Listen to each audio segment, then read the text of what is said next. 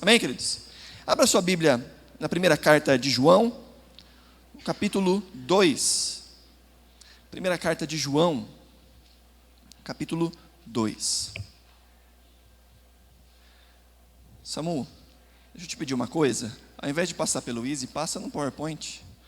Está aparecendo uma logo gigante aqui, mas não é porque a gente está usando programa pirata não, viu, gente? O programa é pago certinho. Deu algum problema, como diz aquele versículo, maldito é o homem que confia na tecnologia. Deu algum problema nessa tecnologia e não está funcionando do jeito certo. Então, para facilitar aí para os irmãos, fiz alguns slides. Nós vamos ler 1 de João, capítulo 2, primeira carta de João, capítulo 2, os versículos 15 a 17. Nós temos falado a respeito das marcas que distinguem o verdadeiro cristão. O que é ser de fato um cristão? Nessa pergunta tão importante, se nós somos de fato cristãos. Sou mesmo um cristão? É a pergunta que nós temos que nos fazer.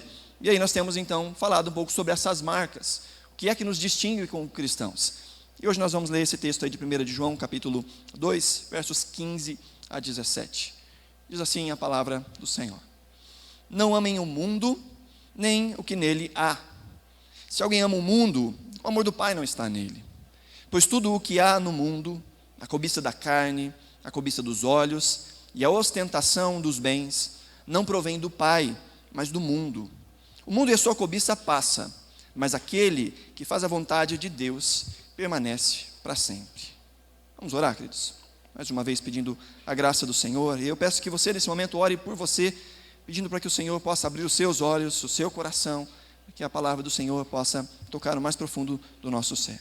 Senhor, nós te louvamos mais uma vez nessa noite, enquanto nos humilhamos diante de ti, reconhecendo as nossas incapacidades, reconhecendo que precisamos da assistência do teu Espírito Santo, para que a tua palavra verdadeiramente faça diferença dentro de nós.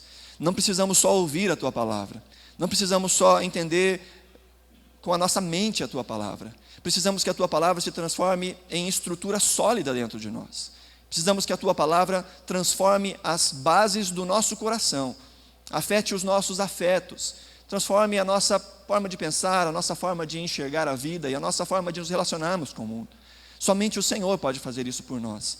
Por isso nós oramos nesse momento, pedindo que o teu Espírito Santo nos dê a graça de compreendermos a tua palavra, de que essa palavra dirija os nossos passos, conduza o nosso caminho para mais próximo do Senhor, para que sejamos cada dia mais parecidos contigo, cada dia mais experimentando dessa graça, dessa virtude, dessa bênção, da alegria, da paz que excede todo o entendimento e sendo referencial no meio dessa geração, que outras pessoas sejam abençoadas por intermédio de nós, à medida que somos mudados e moldados pela tua palavra, em nome de Jesus. Amém. Temos falado então, nesse tópico, sobre como saber se nós somos de fato cristãos. Até aqui nós vimos algumas questões bem objetivas, que o cristão é em primeiro lugar aquele que crê e confia no Evangelho. A sua fé não é uma fé subjetiva, é uma fé objetiva. Há um conjunto de coisas que ele sabe e nesse conjunto de coisas ele crê e deposita a sua vida e a sua confiança. Ser uma pessoa que ama a Deus, que teme a Deus, ser de fato um cristão, não é simplesmente ter um sentimento que não tem qualquer base. É sim o exercício também da nossa capacidade racional. É ouvir, é compreender e é aceitar e de fato descansar nessas verdades, confiar nessas verdades, deixar que essas verdades moldem a nossa forma de nos relacionarmos com a vida, com o mundo, conosco, com Deus, com o diabo, com o pecado, mudar completamente as nossas estruturas mentais, mudar aquilo que nós chamamos de nossa cosmovisão. Nós precisamos crer que aquilo que Deus diz é de fato verdade, que aquilo que a palavra do Senhor diz sobre Jesus é de fato verdade, que aquilo que a palavra de Deus diz sobre nós é verdade. Então o cristão é aquele que em primeiro lugar crê e confia no Evangelho, ouve, crê, confia no Evangelho. Em segundo lugar nós vimos que o cristão também é esse que vive numa luta constante contra os seus maus desejos, contra o pecado que habita nele mesmo. Nós não somos enganados a ponto de pensar que aquele que crê em Deus nunca mais terá qualquer pecado em sua vida. Nós sabemos que o pecado continua sendo algo presente nas nossas vidas. João vai dizer que se dissermos que não temos pecado, nós fazemos Deus mentiroso, e nós mentimos, nós nos enganamos, porque sabemos que somos esses que não conseguem manter a vontade de Deus de maneira perfeita, plena, completa. Mas aquele que nasceu de novo não tem o mesmo relacionamento com o pecado. Aquele que nasceu de novo se entrega a Deus e porque se entrega a Deus, luta contra os seus próprios maus desejos. Ele clama para que o Senhor possa alterar a sua vida, alterar os seus desejos. Nós iniciamos nessa semana aqui na nossa igreja uma série de exposições que tem sido chamada de Bergamota.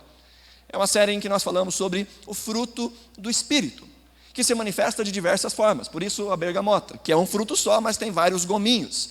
E o fruto do Espírito Santo se manifesta de diversas formas. E no texto que nós lemos, de Gálatas capítulo 5, falando sobre o fruto do Espírito, nós podemos perceber que ali há um contraste entre o fruto do Espírito e as obras da carne. E o texto vai dizer que as obras da carne se manifestam do lado de fora com impurezas, impureza sexual, libertinagem, fofoca, facções e tantas outras atitudes. Mas quando vai tratar do fruto do Espírito, não se fala de atitudes, fala-se de afeições, fala-se de desejos. O fruto do Espírito não são ações. O fruto do Espírito é amor, alegria, paz, domínio próprio. O que são isso? São mudanças estruturais do coração. Porque o alvo de Deus para conosco não são as nossas ações. Não é o que acontece do lado de fora. O alvo de Deus para conosco é a mudança de quem nós somos. Porque uma vez o coração transformado, as ações serão transformadas como consequência. Nós, enquanto cristãos, não combatemos atos. Nós combatemos os desejos que geram os atos. E clamamos ao Senhor para que Ele interfira na nossa vontade, para que Ele interfira nos nossos desejos, para que aquilo que é contrário à vontade de Deus se torne de fato algo dentro de nós, em que nos dê forças para que não tenhamos o desejo de transgredir a vontade do Senhor. Quando nós falamos sobre o verdadeiro cristão, é esse, que dia após dia tem tido um encontro com o Senhor, tem construído um relacionamento com o Senhor, e porque ele tem esse relacionamento com Deus, ele tem um relacionamento diferente com o pecado. Ele luta contra o pecado. O pecado não é um companheiro alegre, o pecado é um adversário furioso, e o cristão sabe muito bem disso. Depois nós falamos que o verdadeiro cristão é aquele que persevera até o fim, é aquele que mantém as suas estruturas em Deus, ainda que passe por dificuldades, ainda que por vezes a sua fé seja abalada. E perseverar não significa que a nossa fé não sofre solavancos, que a nossa fé de vez em quando não fraqueja. Nós passamos por dias difíceis, e nesses dias difíceis podemos até mesmo desconfiar se Deus de fato está ouvindo as nossas orações, se Deus está considerando a nossa dor, porque podemos passar por dias difíceis. Mas o cristão é aquele que sempre encontra o seu caminho de volta para Deus, mesmo nas mais profundas angústias. Porque o Espírito Santo é aquele que lhe assiste, é aquele que lhe consola, e é aquele que abre os seus olhos para de novo voltar para Deus em confiança, em amor e em humildade. O cristão verdadeiro é aquele que vai até o último dia da sua vida, crendo que Deus é de fato a sua salvação. E na semana passada, o último tópico que nós tratamos foi que o cristão verdadeiro é aquele que ama pessoas. Uma vez transformados por Deus, nós também transformamos a nossa forma de nos relacionarmos com os outros. E de que há um amor muito peculiar aos cristãos. Todo mundo, em certa medida, ama alguém ou ama alguma coisa. Mas os cristãos, porque têm o Espírito Santo, amam de uma forma diferente. E amam pessoas que não são tão amadas assim por outras pessoas. Primeiro, o cristão ama outros cristãos. Ama os filhos de Deus. E ama como? Servindo. Mas não só isso, o cristão também ama os necessitados. E como ele ama os necessitados? Servindo. E não só isso, ele ama também os seus próprios inimigos. E como é que ele ama os seus inimigos? Servindo. Amar é servir. Amar é expressar o caráter de Deus através dos nossos atos, ajudando a crescer, ajudando a suprir e ajudando a que encontrem o caminho da salvação.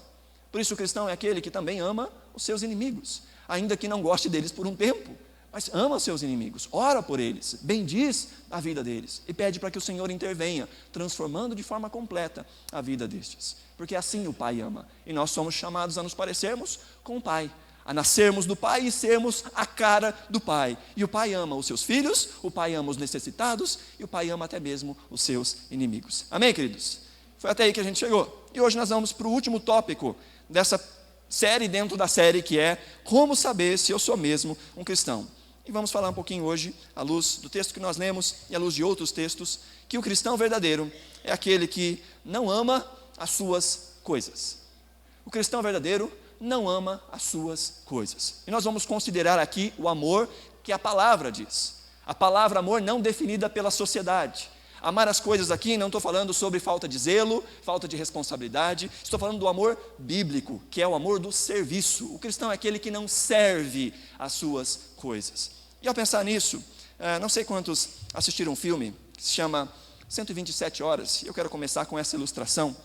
O filme chama 127 Horas, esse ator conhecido, o James Franco, e é um filme baseado em uma história verídica, de um alpinista chamado Aaron Halston. E esse homem, durante a sua vida toda, fez atividades radicais, saía para lugares para escalar montanhas altas e geralmente sempre muito sozinho, até que um dia ele se viu numa emboscada.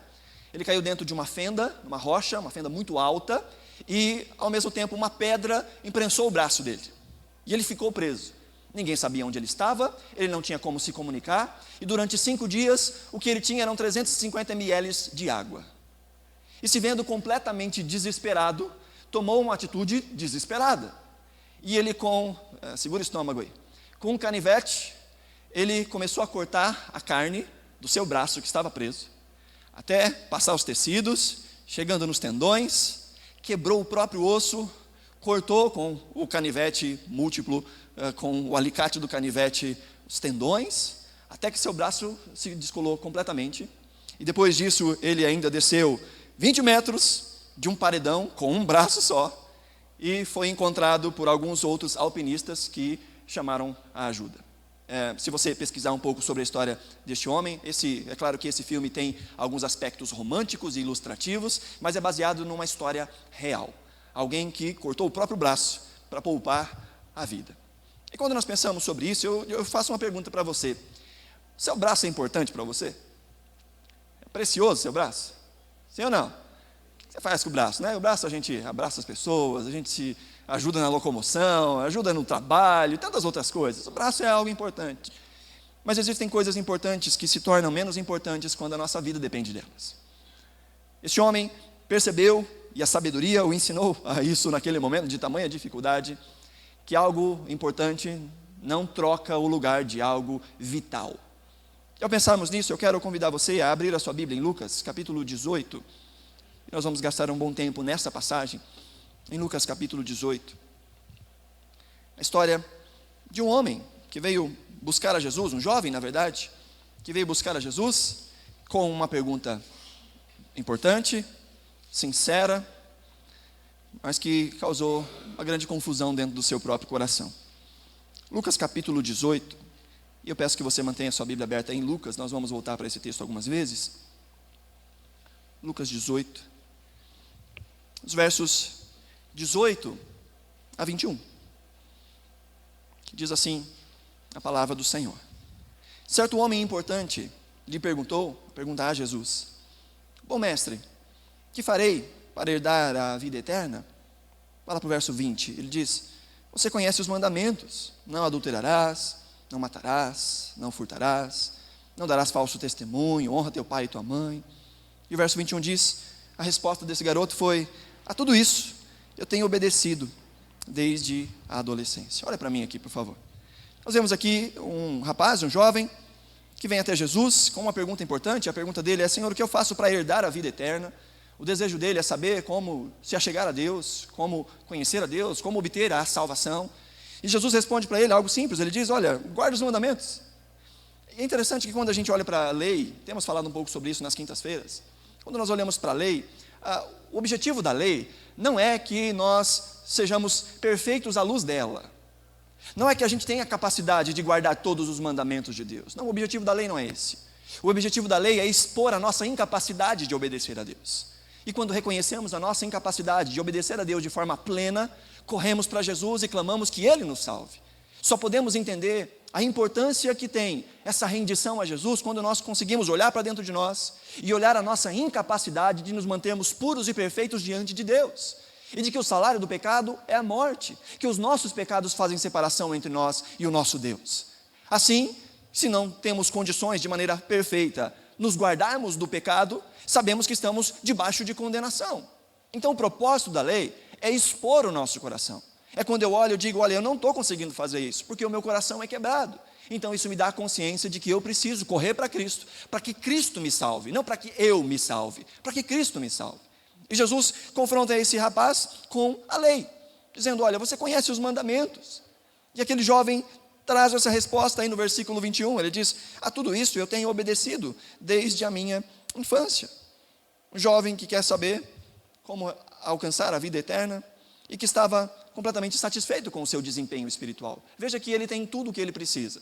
Mais à frente nós vamos ver que esse jovem era um jovem muito rico, ele tinha posses, era alguém bem visto na sociedade, e além disso, era alguém que parece ser religiosamente correto. E Jesus então, diz o texto, que vai responder a ele. Os versículos 22 em diante, aí na sua Bíblia, diz assim, ao ouvir isso, disse-lhe Jesus, falta ainda uma coisa, venda tudo o que você possui e dê o dinheiro aos pobres, e você terá um tesouro nos céus. Depois venha e siga-me. Ouvindo isso, ele ficou triste, porque era muito rico. Vendo-o entristecido, Jesus disse, como é difícil aos ricos entrar no reino de Deus. Vemos um garoto com algo importante, que estava prendendo a sua vida. Ele não consegue seguir a Jesus, porque há algo que o aprisiona. Jesus não chama a todos nós, para que vendamos tudo que a gente tem e dê dinheiro aos pobres. A questão não é essa. O que Jesus está expondo no coração daquele jovem é que existia algo para ele que era mais valioso do que a presença do próprio Jesus. Jesus diz, olha, vai, vende tudo o que você tem, depois vem e me segue. E ele não faz nenhum nem outro, porque para fazer um ele tinha que largar o outro. Aquilo prendia o jovem. Não que as riquezas sejam algo em si mesmo ruim. Para esse jovem faltava algo. Para esse jovem alcançar o tesouro do céu, ou a salvação, por assim dizer, ele tinha que abrir mão daquilo que para ele era a salvação nessa vida. Ele não podia guardar ambos. E por que ele não podia guardar ambos? Primeiro, eu quero que a gente entenda o que é que Jesus não está dizendo. O que é que Jesus não está dizendo? Primeiro, Jesus não está dizendo que é pecado ter dinheiro. O dinheiro é uma bênção. Jesus não está dizendo que o dinheiro em si seja maligno. Dinheiro e prosperidade honestamente adquiridos podem ser, sim, inclusive, grandes bênçãos vindas da parte de Deus. Não há um problema no dinheiro. Na verdade, o dinheiro é uma bênção. Quando nós pensamos na Bíblia como um todo, e quando nós pensamos na criação de Deus, nós vamos ver que Deus criou a terra para ser próspera. Deus criou a terra para que ela se multiplicasse. E Deus criou homem e mulher, Deus criou os seus filhos para que estes administrassem a terra. E Deus disse, olha, tomem parte de tudo. Dominem todas as coisas. Dominem os animais, dominem o reino vegetal, administrem isso, façam com que tudo isso funcione muito bem. Deus deu toda a terra aos seus filhos, para que pudessem cuidar dela, administrá-la e para colher também dos seus frutos, comer dos seus frutos. A terra foi criada em prosperidade. Não só isso, mas a prosperidade também, nós vemos na Bíblia, é com frequência o fruto da obediência e da sabedoria. A prosperidade vem com o uso correto das instruções que Deus nos dá para a administração da nossa vida e da obediência à sua vontade. Um dos frutos, uma das bênçãos que vem sobre aqueles que amam e temem a Deus e que são promessas de Deus, é sim o cuidado das questões financeiras, materiais. Tem inclusive alguns textos, como Deuteronômio, capítulo 7, versos 12 e 13, após Deus dar ao seu povo as suas orientações, no texto que a gente meditou durante tanto tempo, o texto do Shema, em que Deus fala para o seu povo, olha, lembrem-se de mim, guardem as minhas leis, guardem a minha palavra. E aí no capítulo 7, verso 12, Deus diz ao seu povo, se vocês obedecerem a estas ordenanças, as guardarem e as cumprirem, então o Senhor, o seu Deus, aí lá no versículo 13 ele vai dizer, abençoará os seus filhos, e o fruto da sua terra, o cereal, o vinho novo, o azeite, as crias das suas vacas, das ovelhas, na terra que aos seus antepassados jurou dar a vocês. Faz parte do cuidado de Deus para com o seu povo, o suprimento das suas necessidades. O dinheiro em si pode ser uma bênção de Deus. O dinheiro não é maligno em si mesmo. Provérbios capítulo 10, verso 22, a palavra do Senhor diz, a bênção do Senhor traz riqueza e não inclui dor alguma. Ou a bênção do Senhor enriquece e não acrescenta dores. O dinheiro não é maligno em si mesmo. Além disso, o dinheiro é uma bênção porque a prosperidade nos ajuda a suprirmos as necessidades dos necessitados. Como falamos na semana passada, o cristão é aquele que ama também os necessitados e serve aos necessitados. E como ele serve? Com aquilo que ele recebe de Deus. Receber de Deus é uma dádiva. Ter o que compartilhar é uma dádiva. E é por meio daquilo que nós obtemos da parte de Deus que nós compartilhamos com aquele que necessita. E não só isso, a palavra do Senhor diz que quando Jesus voltar e transformar tudo em novo, o povo de Deus será novamente próspero. A figura que temos do novo céu e da nova terra é uma figura de grande prosperidade. A posição dos filhos de Deus no novo céu e na nova terra é uma figura de administração, de prosperidade, de coisas que nós sequer podemos imaginar, tamanha beleza, tamanha a suntuosidade daquilo que Deus tem preparado para aqueles que aguardam em seu nome. Então, o dinheiro não é um problema em si mesmo. Agora, o dinheiro é perigoso. Enquanto que o dinheiro pode ser uma bênção, o dinheiro é perigoso. Porque os seres humanos são constantemente tentados a fazer das riquezas o seu Deus. Fazer da riqueza um ídolo. E nesse mundo que nós vivemos, nesse mundo caído, as posses são, em si, perigosas. Elas refletem um perigo e nós devemos ter muita atenção. Todo cristão precisa ter muita atenção nisso. As posses, as riquezas, aquilo que Deus às vezes nos acrescenta, se nós não tomarmos cuidado, podem substituir o próprio Deus nas nossas vidas, a ponto de servirmos mais as coisas do que servirmos a Deus. Seres humanos frequentemente são tentados a fazer das riquezas um refúgio para descansarem, para terem segurança, acreditam que a felicidade está nos bens, e ao invés de se satisfazerem em Deus e na sua presença, desejam se satisfazer nas suas riquezas. E acabam ficando presos nessas coisas. O que Jesus está fazendo, depois desse encontro com esse garoto que estava preso às riquezas, e Jesus olha para os seus discípulos e diz: olha, eu vou dizer uma coisa para vocês, é muito difícil para um rico entrar nos céus.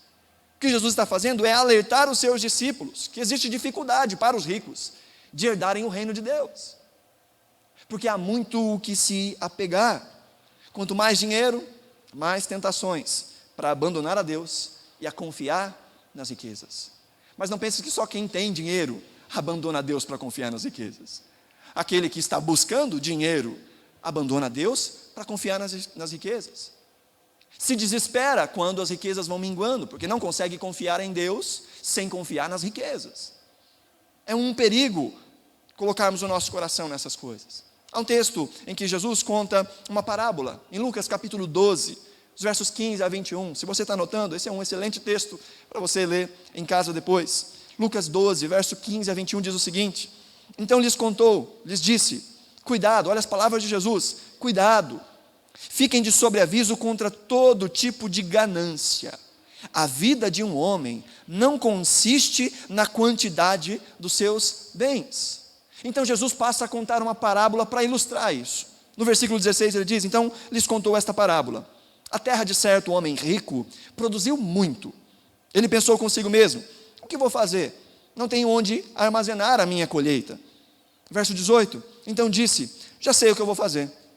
Vou derrubar os meus celeiros e construir outros maiores. Ali guardarei toda a minha safra e todos os meus bens. E direi a mim mesmo: você tem grande quantidade de bens, armazenados para muitos anos. Descanse, coma, beba, alegre-se. Verso 20, contudo, Deus lhe disse: insensato, essa noite a sua vida será exigida. Então, quem ficará com o que você preparou? Assim acontece com quem guarda para si riquezas, mas não é rico para com Deus. Essas são palavras de Jesus. Ele conta essa história, como diz o texto, para que fiquemos de sobreaviso. A vida de uma pessoa não depende daquilo que ela tem no banco. Pode-se fazer uma grande quantidade de recursos e armazenar uma grande quantidade de recursos e ainda ser completamente pobre em relação a Deus, em relação à vida eterna. Nós estamos vendo a história aí, a parábola de um homem rico que estava prestes a ficar ainda mais rico. E o que é que ele faz com essa riqueza que está prestes a receber? Ele investe na infraestrutura. Ele diz, eu vou destruir esse celeiro michuruca que eu tenho, pequenininho, e vou construir um celeiro muito grande, porque aí eu posso estocar tudo, e eu vou dizer, come, bebe, descansa, chegou a minha aposentadoria tão querida, mas não a aposentadoria do governo, né? Uma aposentadoria bem planejada, né? Aquela, trabalhei tanto tempo para chegar agora e poder descansar. Eu acho que esse não é o sonho só desse moço, de lutar que nem um doido, de passar grandes dificuldades, para que lá na frente, aí eu encontrei a felicidade. Vive anos de cão, vive comendo o pão que o outro amassou, para no final da vida dizer assim, pronto, agora sim, agora eu vou viver. Mas o texto diz que, como que se fosse uma piada de mau gosto, naquela mesma noite em que ele tem esse pensamento, Deus pede contas da sua alma. Ele é recolhido. O texto nos diz aí no versículo 20, contudo Deus lhe disse, insensato, esta mesma noite a sua vida será exigida. Então, quem ficará com o que você preparou? Ele morre naquela noite, passou a vida inteira correndo atrás da riqueza errada, e agora estará diante de Deus, e diante de Deus toda aquela riqueza não faz a menor diferença. Não adianta de nada. Inclusive, o nome que Deus dá a este homem é insensato, tolo, bobinho, maluco. Como é que você faz um negócio desse com a sua vida, como se Deus estivesse dizendo isso? Há um texto em Provérbios, capítulo 11, verso 4, que diz, de nada vale a riqueza no dia da ira divina, mas a retidão livra da morte. O dinheiro, ele pode ser uma anestesia na nossa vida. E o que a anestesia faz? A anestesia não trata o problema. A anestesia nos torna menos conscientes do problema. Quando alguém precisa passar por uma cirurgia, ele precisa ser sedado de alguma forma. Mas quando ele é sedado, a doença não é curada instantaneamente. Não, ele fica sedado para que ele não tenha consciência da sua doença.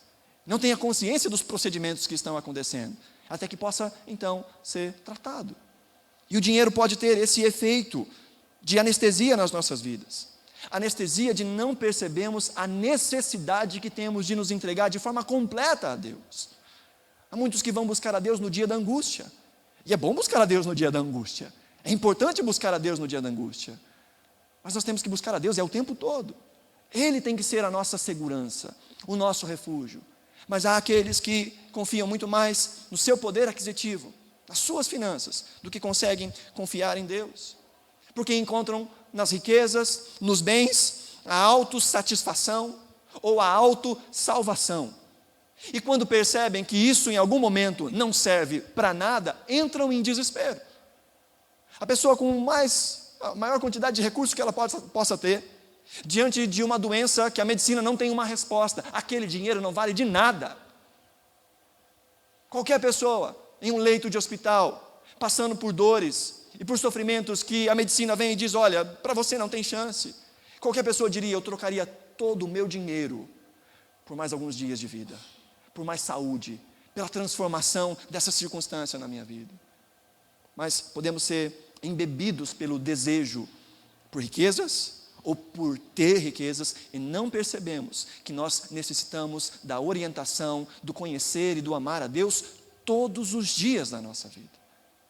Podemos estar completamente enganados, queridos, a respeito da nossa vida com Deus.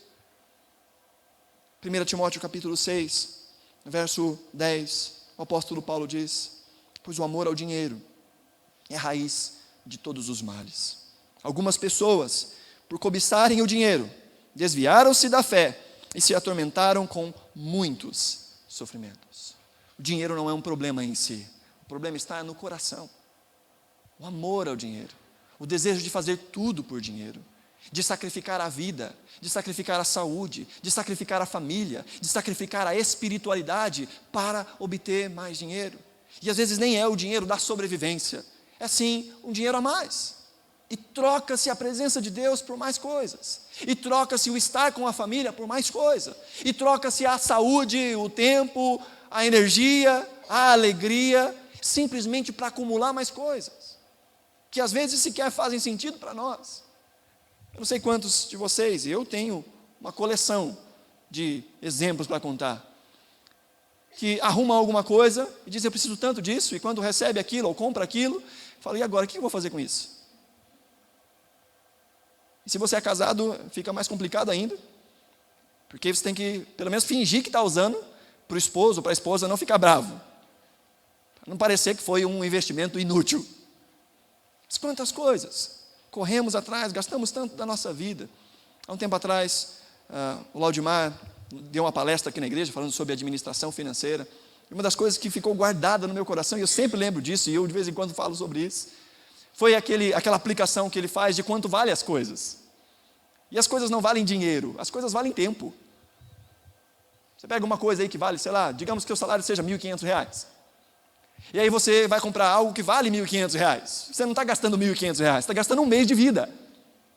Você gastou um mês da sua vida, longe da sua família, longe da sua casa, gastando os seus esforços, a sua mão de obra, o seu trabalho, para no final, às vezes, trocar por um aparelhinho que amanhã já não serve para mais nada. Por isso nós temos que tomar muito cuidado e planejarmos muito bem onde nós investimos a nossa vida, o nosso tempo. As coisas que esse mundo aponta e diz, você precisa disso, a gente tem que perguntar, será que eu preciso mesmo? Será que eu necessito mesmo? Porque nós estamos gastando, não é dinheiro, nós estamos gastando vida, estamos gastando tempo, e tempo é uma moeda que não tem como correr atrás, não dá para pegar o tempo que a gente gastou. Dinheiro se ganha de novo com outras formas, mas tempo, o tempo que se perdeu, esse não volta. E podemos gastar tanto tempo fazendo coisas que não trazem qualquer felicidade duradoura, enquanto nós somos chamados por Cristo a acumularmos tesouros nos céus. A riqueza pode fazer isso conosco, anestesiar o nosso coração. Há só uma escolha, mas existem dois senhores. Existem dois senhores e apenas uma escolha. Jesus diz em Lucas capítulo 16, verso 13, nenhum servo pode servir a dois senhores, pois odiará um e amará o outro, ou se dedicará a um e desprezará o outro. Vocês não podem servir a Deus e ao dinheiro. Aqui a NVI traduz como dinheiro, outras versões traduzem como mamon, e algumas pessoas dizem que mamon era o Deus das finanças, da riqueza. Não, mamon é só uma palavra hebraica para riquezas, dinheiro. Era a forma como os hebreus se pronunciavam a respeito de valores monetários, de posses. E Jesus está dizendo, olha, não dá para servir a dois senhores. Ou você serve a Deus, ou você serve às riquezas. E olha que coisa interessante que diz o texto, que ao se dedicar a um, você automaticamente vai desprezar o outro. E não é assim que acontece, queridos, na vida prática. Quando gastamos tanto tempo tentando acumular coisas nessa vida e desprezamos a presença do Senhor, desprezamos o conhecimento de Deus, desprezamos a vida no ministério para com Deus, amar pessoas, amar a Deus, apregoar o reino de Deus, fazer o nome de Deus conhecido dentro das nossas áreas de atuação, mas podemos gastar tanto tempo da nossa vida acumulando cacarecos, ao invés de acumularmos tesouros no céu. Jesus descreve então as riquezas como um dos principais aspirantes ao trono de Deus, um dos principais senhores que tentam se assenhorar da nossa vida, fazer com que nós venhamos a servi-los. Há dois senhores reivindicando a autoridade sobre nós, reivindicando a nossa devoção, reivindicando a nossa servidão, prometendo para nós alegria, conforto, paz, segurança. A questão é que um desses senhores não pode dar o que está prometendo. Pode dar uma alegria passageira, pode dar uma paz passageira, mas que quando aquelas situações, aquelas circunstâncias já não são mais tão favoráveis como eram outrora, volta-se o desespero, volta-se a tristeza, volta-se o coração completamente quebrado, destroçado. Nós somos chamados a pensarmos a respeito de quem é que nós estamos servindo. Buscar a alegria e buscar a salvação em qualquer outra coisa, que não seja Cristo, vai nos levar a uma infeliz surpresa naquele grande dia. Nós somos chamados a servirmos a um só Senhor, porque o outro Senhor vai nos escravizar, vai pedir de nós mais tempo, vai pedir de nós mais amor, vai pedir de nós mais energia, vai pedir de nós mais serviço. E nós adoramos aquilo que nós servimos, e nós servimos aquilo que nós adoramos. quem é o Deus das nossas vidas. Nós precisamos buscar a alegria, de fato, em Deus. O amor a Deus, o reino de Deus, a presença de Deus, é comparado nas Escrituras como algo de imenso valor. Em Mateus capítulo 13, Jesus conta várias parábolas. Dentre essas parábolas, falando sobre o reino, no versículo 44, Jesus diz o seguinte: o reino dos céus é como um tesouro escondido num campo. Certo homem, tendo-o encontrado, escondeu de novo, e então, cheio de alegria, foi, vendeu tudo o que tinha e comprou aquele campo. Verso 45, ele fala da parábola da pérola. Ele diz: o reino dos céus também é como um negociante que procura pérolas preciosas. Encontrando uma pérola de grande valor, foi, vendeu tudo o que tinha e a comprou. Jesus está dizendo que, ao entendermos a preciosidade do reino, nós estamos dispostos a abrir mão de qualquer outra coisa que esteja em concorrência com o reino. Qualquer coisa que tenha tentado ou esteja tentando subtrair o nosso coração de uma devoção sincera, verdadeira, de um serviço amoroso para com Deus. Sejam as posses, seja o status, sejam os prazeres, seja a beleza. Estamos falando aqui de uma forma mais ampla sobre riquezas, mas nós tratamos de uma série aqui com o Renato, que esteve conosco, falando sobre os ídolos do coração. E temos falado já há algum tempo de coisas que podem ocupar a cadeira de senhores da nossa vida. E gastarmos tanto tempo com o nosso aspecto físico, com a nossa beleza, investimos a nossa vida, o nosso dinheiro, as nossas energias com a beleza, ou com o status, ou com o poder sobre outras pessoas, tentando alcançar uma posição que nos dê esse desejo, esse gostinho de poder mandar em um grupo de pessoas. Nós somos chamados a crer e entender que o reino do Senhor, o reino dos céus, a presença de Jesus, é muito mais valioso do que qualquer outra coisa.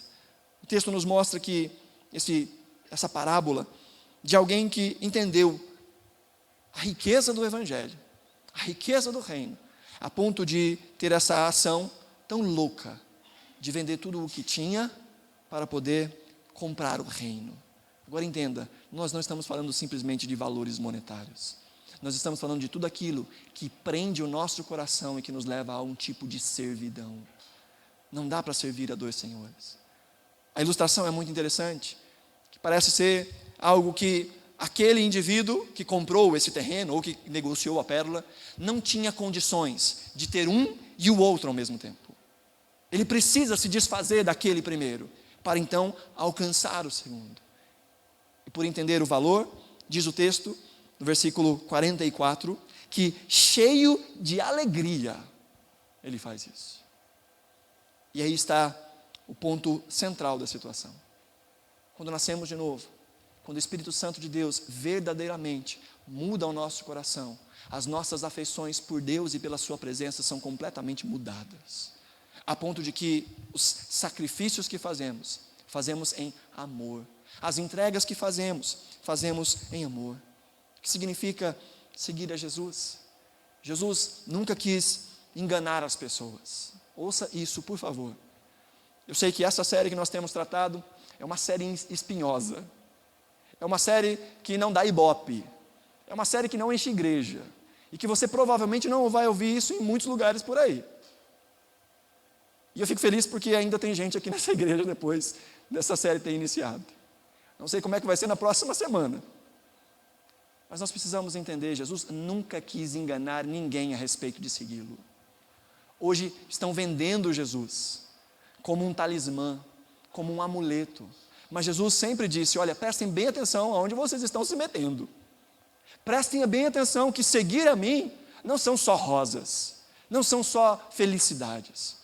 Em Lucas capítulo 14, verso 25 a 27, olha as palavras de Jesus para a multidão que o ia acompanhando. Diz o texto, uma grande multidão acompanhava Jesus, e este, voltando-se para ela, disse, se alguém vem a mim e ama seu pai, sua mãe, sua mulher, seus filhos, seus irmãos e irmãs, e até a sua própria vida mais do que a mim, não pode ser o meu discípulo. E aquele que não carrega a sua cruz e não me segue, não pode ser o meu discípulo. O chamado de Jesus não é um chamado simples. O chamado de Jesus é de devoção total, de entrega completa. Cristo não reparte a sua glória com ninguém. Cristo não reparte a nossa devoção com nada e com ninguém. Se Cristo não é o primeiro, então Ele não é nada. Jesus não reparte a sua glória. Jesus não reparte a segurança que só Ele pode dar. E por quê? Porque Ele é um Deus mesquinho?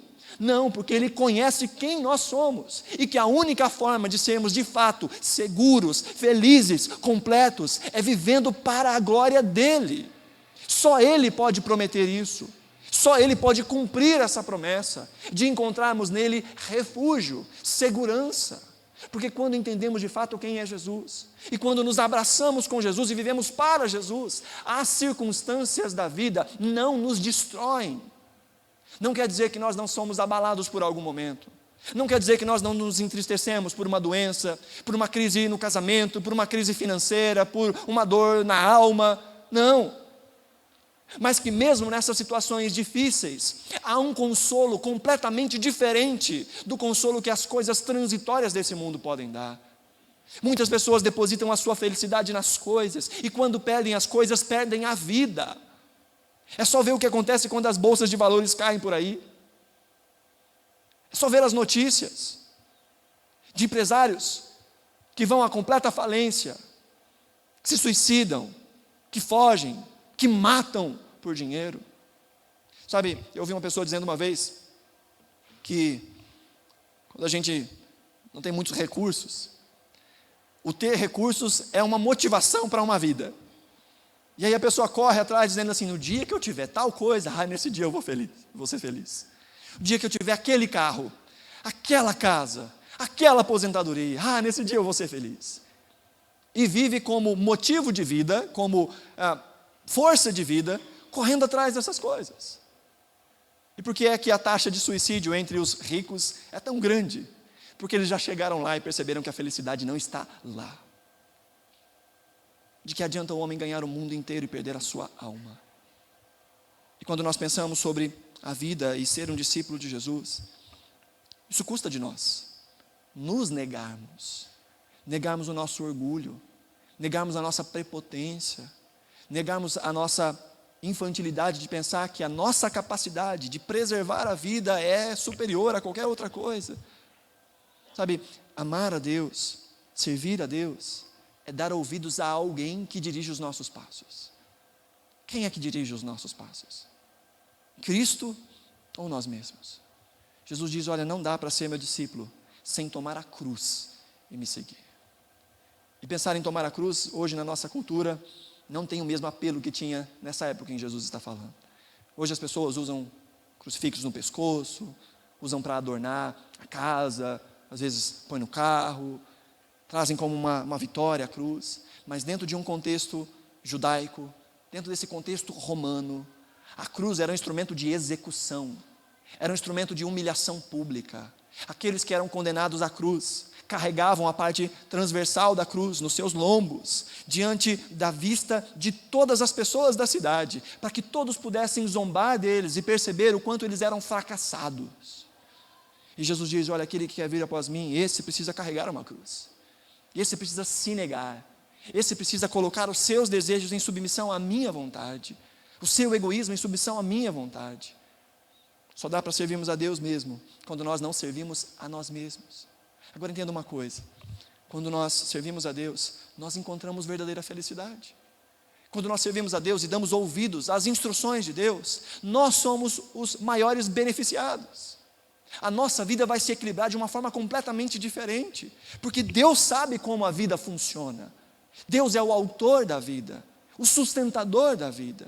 E ao ouvirmos o Senhor, e ao seguirmos os passos do Senhor, nós encontramos o suprimento para as nossas carências, sejam elas emocionais, afetivas, sejam elas espirituais, sejam elas físicas. Deus é aquele que supre as nossas carências, que nos dá aquilo que nós necessitamos. E se Ele não nos dá, é porque de fato não necessitávamos.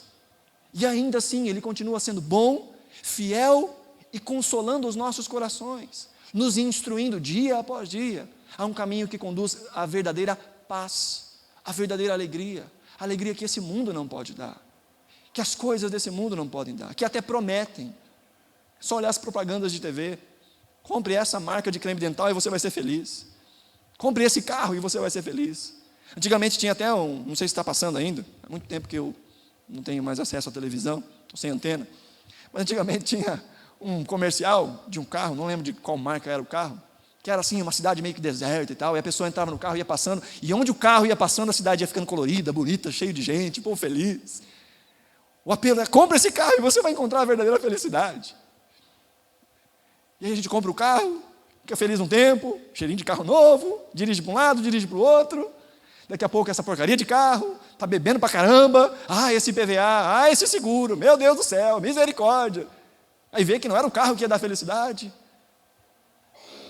Aqueles que estão solteiros, às vezes o jovenzinho, o dia que eu tiver minha esposa, o dia que eu tiver meu esposo, nesse dia eu vou ser feliz. Tem os seus desafios. A felicidade não está num relacionamento. Na verdade, a felicidade está num relacionamento, mas num relacionamento com Deus.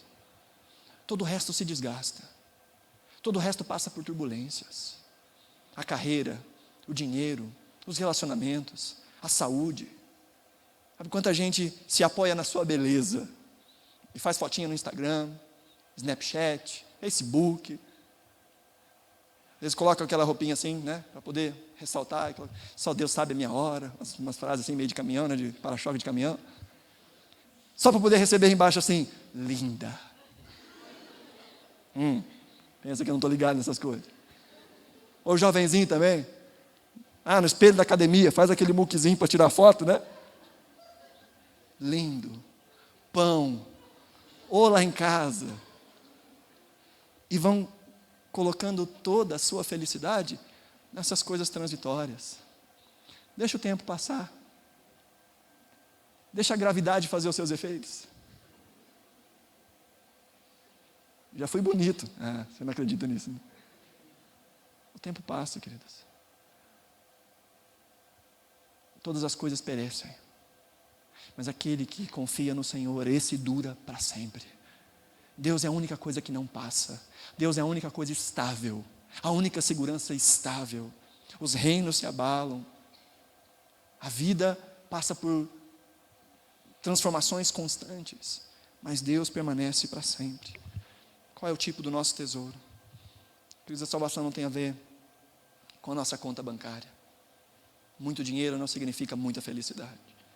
Também não é pecado ter dinheiro. Não é pecado ter coisas. Não é pecado ter posses. Deus nos dá graça. Deus nos abençoa. Deus nos dá prosperidade. A grande questão é: que tipo de amor que nos controla? Nós servimos a Deus e usamos as coisas, ou nós usamos a Deus servindo as coisas? Usamos a Deus para que Ele nos dê coisas. Deus tem que ser o nosso maior tesouro. O texto que nós lemos, 1 de João, capítulo 2, versos 15 a 17. Não amem o mundo, nem o que nele há.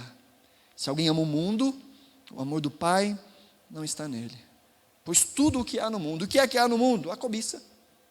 A cobiça da carne, do sentir-se bem. A cobiça dos olhos, eu preciso disso, eu quero mostrar isso para as pessoas. E a ostentação dos bens, olha só quem eu sou, olha o que eu tenho, olha onde eu cheguei. Todas essas coisas não provêm do Pai, diz a palavra do Senhor, mas do mundo. O mundo passa e a sua cobiça passam, mas aquele que faz a vontade de Deus, este permanece para sempre. Enquanto você se coloca de pé, e ao se colocar de pé, eu peço que você já feche o seu